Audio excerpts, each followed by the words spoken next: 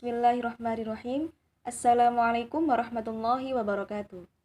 Selamat pagi adik-adik. Semoga tetap dalam keadaan sehat, tetap semangat untuk tholabul ilmi, dan tetap sabar dalam menghadapi situasi saat ini. Semoga pandemi ini segera berakhir dan kita bisa melakukan aktivitas seperti sedia kala.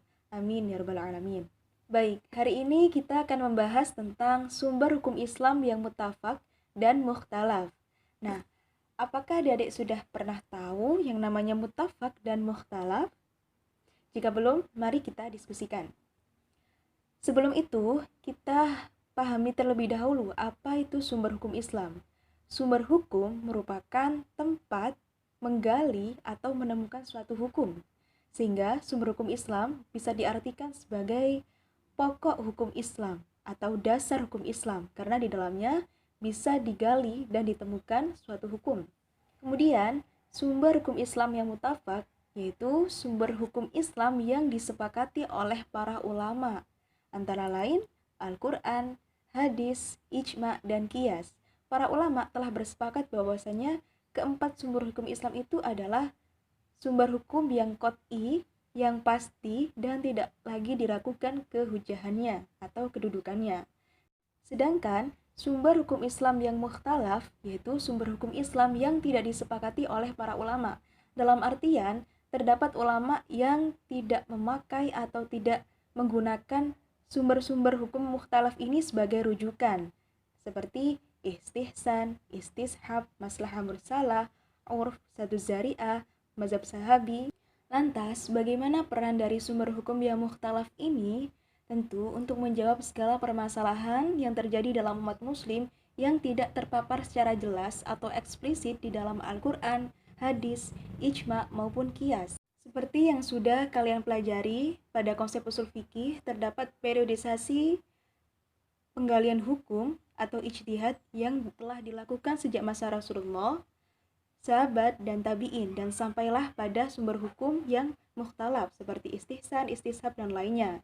Namun, dalam sumber hukum yang mukhtalaf itu tetap memperhatikan dalil-dalil dalam sumber hukum yang muttafaq. Pada pertemuan kali ini, kita akan membahas tentang sumber hukum Islam yang muttafaq, Al-Quran dan hadis.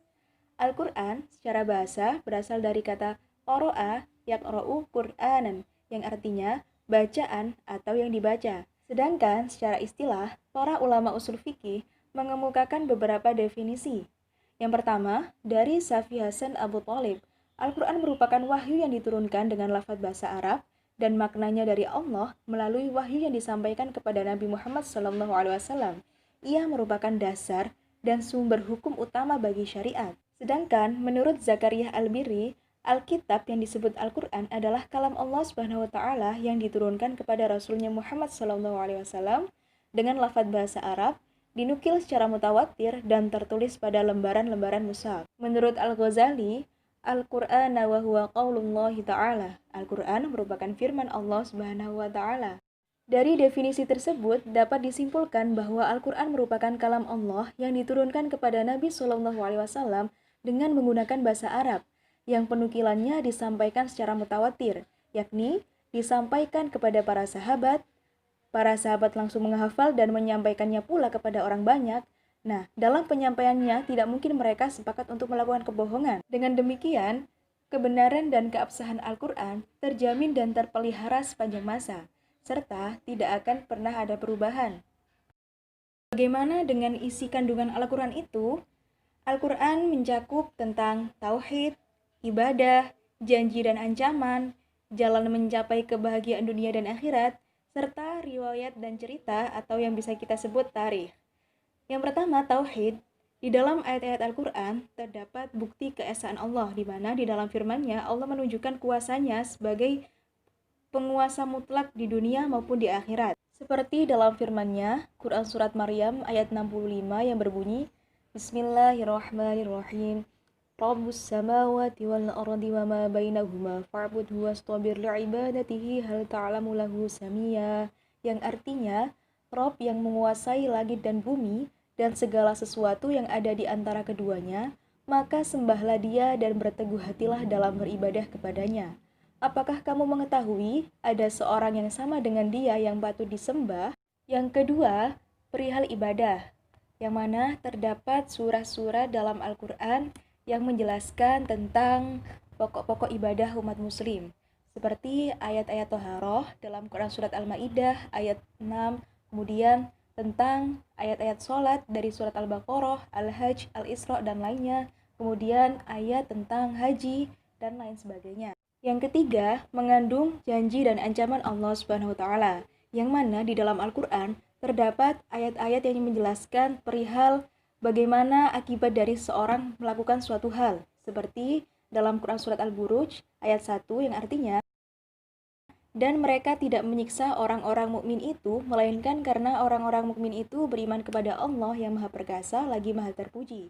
Kemudian dalam Quran Surat At-Taubah ayat 68 yang artinya, Allah mengancam orang-orang munafik laki-laki dan perempuan dan orang-orang kafir dengan neraka jahanam. Mereka kekal di dalamnya, cukuplah neraka itu bagi mereka, dan Allah melaknati mereka dan bagi mereka azab yang kekal.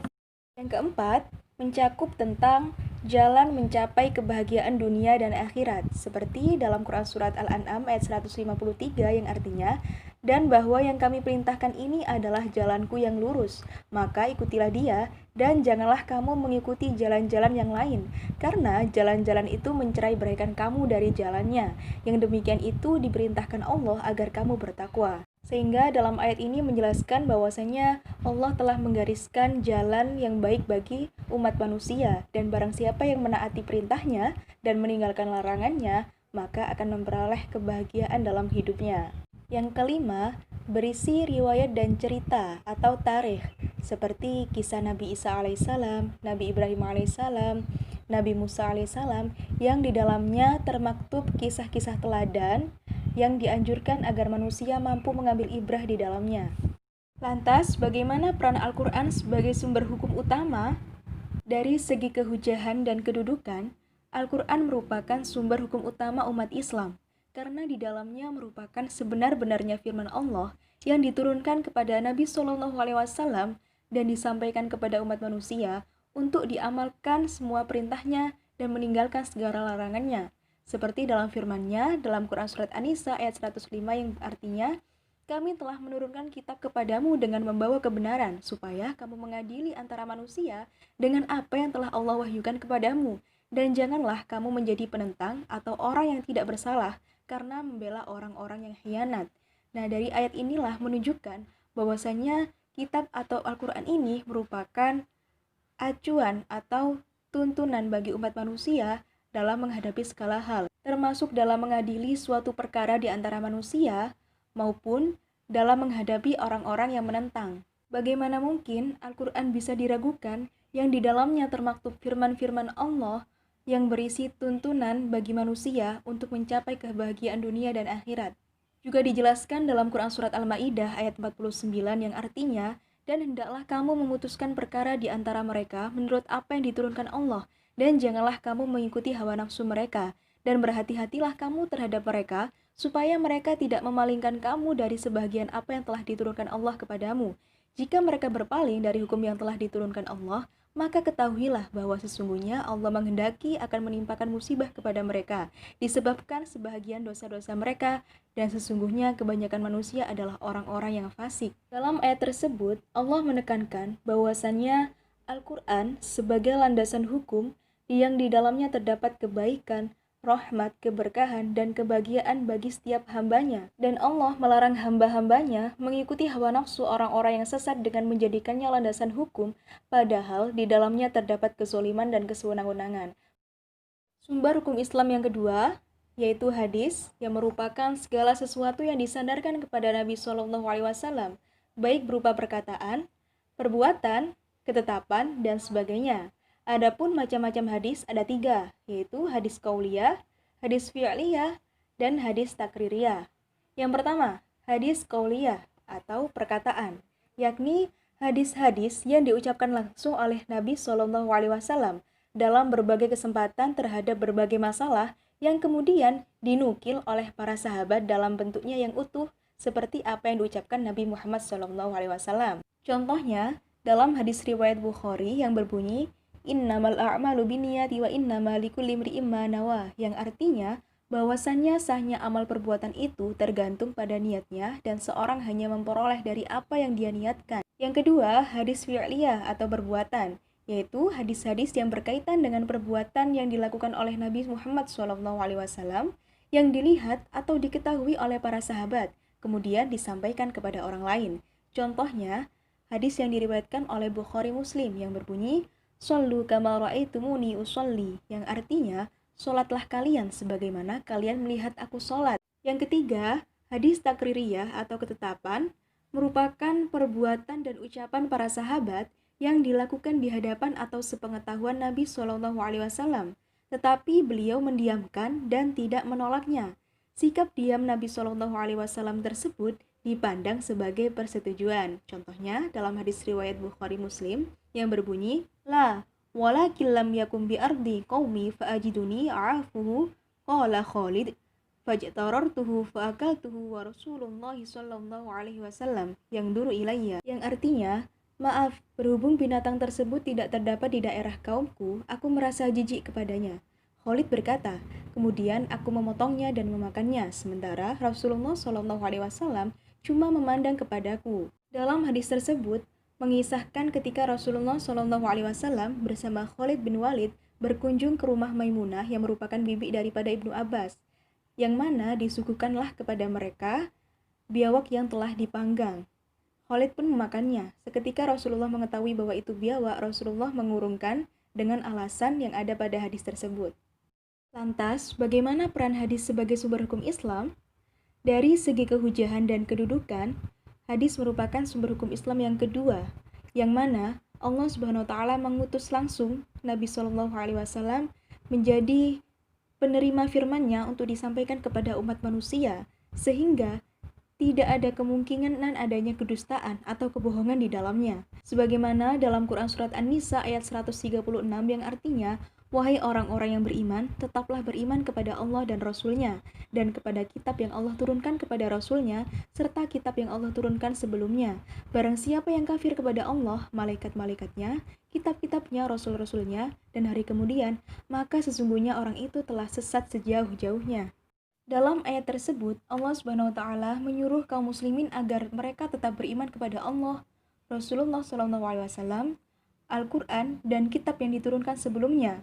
Juga dalam ayat tersebut, Allah memerintahkan kepada kaum muslimin agar mentaati dan melaksanakan segala bentuk peraturan yang dibawa oleh Rasulullah, baik berupa perintah maupun larangan.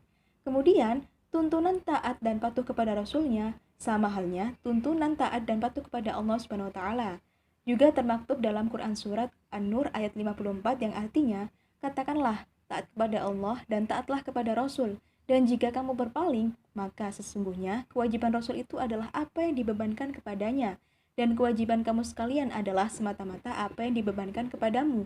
Dan jika kamu taat kepadanya, niscaya kamu mendapat petunjuk. Dan tidak lain, kewajiban Rasul itu melainkan menyampaikan amanat Allah dengan terang." Dalam ayat tersebut menjelaskan secara beriringan untuk taat kepada Allah dan taat kepada Rasulullah, karena memang Rasulullah SAW sebagai utusan untuk menyampaikan amanat kepada umat manusia, sehingga tidak patut bagi manusia mengelak atas apa yang disampaikan oleh Rasulullah SAW. Adapun pesan yang disampaikan oleh Rasulullah SAW berkenaan dengan kewajiban menjadikan hadis sebagai pedoman hidup. Beliau bersabda yang artinya, "Aku tinggalkan dua pusaka untuk kalian, yang kalian tidak akan tersesat selagi berpegang pada keduanya, yaitu berupa kitab Allah dan sunnah Rasulnya." Hadis riwayat Malik. Fungsi hadis terhadap Al-Quran. Dalam Al-Quran, masih banyak ayat yang bersifat umum atau global sehingga memerlukan penjelasan. Penjelasan itu diberikan oleh Rasulullah SAW berupa hadis. Tanpa penjelasan dari beliau, banyak ketentuan Al-Quran yang tidak bisa dilaksanakan. Maka dari itu, hadis memiliki beberapa fungsi terhadap Al-Quran. Yang pertama, bayanut takrir, yaitu menetapkan dan menguatkan atau menggarisbawahi suatu hukum yang ada di dalam Al-Quran, sehingga hukum-hukum itu mempunyai dua sumber, yaitu ayat yang menetapkannya dan hadis yang menguatkannya. Contoh, hadis tentang penetapan bulan dengan kewajiban puasa di bulan Ramadan. Hadis tersebut menguatkan redaksi Quran Surat Al-Baqarah ayat 185.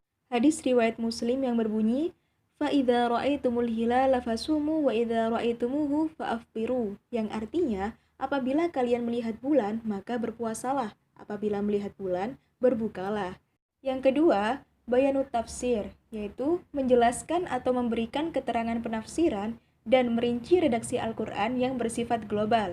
Contoh hadis yang menafsirkan Quran Surat Al-Qadar ayat 1-5, yaitu hadis riwayat Bukhari yang berbunyi, Al-Lailatul Qadri fil witri min ashril awakhiri min Ramadhani, yang artinya malam Lailatul Qadar berada pada malam ganjil pada 10 akhir bulan Ramadan. Yang ketiga, bayanut tasyri', yaitu menetapkan hukum yang tidak dijelaskan oleh Al-Quran. Contoh, pada masalah zakat, Al-Quran tidak secara jelas menyebutkan berapa yang harus dikeluarkan seorang muslim dalam mengeluarkan zakat fitrah. Kemudian, Nabi Muhammad SAW menetapkannya dalam hadis yang berbunyi, Zakat al-fitri min Ramadana 'alan nasi so'an min tamrin aw so'an min sya'irin 'ala kulli jurrin aw 'abdin dzakarin aw untha minal muslimin, yang artinya Rasul telah mewajibkan zakat fitrah kepada manusia pada bulan Ramadan 1 sok kurma atau gandum untuk setiap orang, baik merdeka atau sahaya, laki-laki atau perempuan muslim. Hadis riwayat Bukhari Muslim. Mungkin itu yang bisa saya sampaikan. Terima kasih atas perhatiannya adik-adik. Jikalau ada hal-hal yang belum dipahami, silakan tulis pertanyaan. Dan jikalau ada hal-hal yang perlu kita diskusikan mengenai permasalahan terkait khitbah, silakan diutarakan, kita diskusikan bersama. Terima kasih. Wassalamualaikum warahmatullahi wabarakatuh.